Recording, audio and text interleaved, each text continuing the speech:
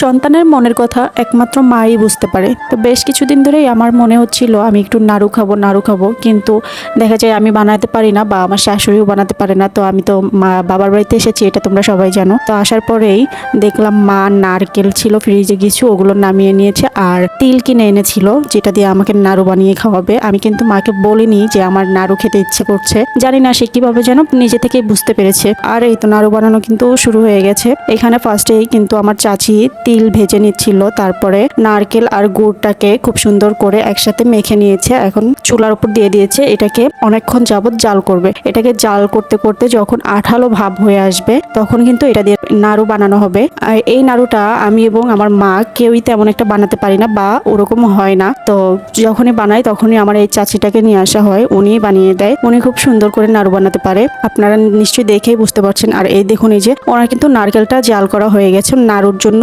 একদম পারফেক্ট ভাবে রেডি। আর এই তো এটা নামানোর পর একটু ঠান্ডা করে আমরা এটাকে হাতের সাহায্যে গোল গোল করে নাড়ুর শেপে বানিয়ে নিব। আমার তো দেখেই কিন্তু অনেক বেশি লোভ লাগছে, আমার মনে হচ্ছে আমি এখনই খেয়ে ফেলি। তো এটাকে আমরা সুন্দর করে নাড়ু বানিয়ে নিয়েছি, যেটা দেখানো হয়নি। আর এখানে তিলের যে নাড়ুটা ওইটা বানানো হচ্ছিল, গুড় জাল করে এরপরে তিলের মধ্যে দিয়ে নাড়া হচ্ছিল। এটাকেও কিন্তু একটা আঠালো ভাব করে গুড়টাকে জাল করতে হয়। তো এই তো আমার মা আর চাচি মিলে নাড়ুটা কিন্তু তৈরি করছিল।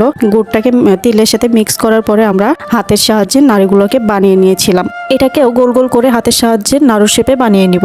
আর এই তিলের নাড়ুটা কিন্তু একদম গরম অবস্থাতেই বানানো হয়, খুব দ্রুত তাড়াতাড়ি। এটা ঠান্ডা হয়ে গেলে কিন্তু একদম শক্ত লোহার মতো হয়ে যায় আর নাড়ু বানানো যায় না। আর এই তো এই পর্যায়ে কিন্তু আমাদের দুইটা নাড়ুই বানানো কিন্তু কমপ্লিট। আর দেখতে কিন্তু মাশাআল্লাহ অনেক সুন্দর হয়েছে আর খেতে অনেক বেশি মজা হয়েছে, যেটা বলে বোঝানোর মতো না। তোমরা দেখেই নিশ্চয়ই বুঝতে পারছো। এই জন্যই হয়তো বলে মা তো মাই হয়, মায়ের মতো কেউ হয় না, তাই না? সন্তানের মনের খবর মা কিভাবেই যেন বুঝতে পেরে যায়।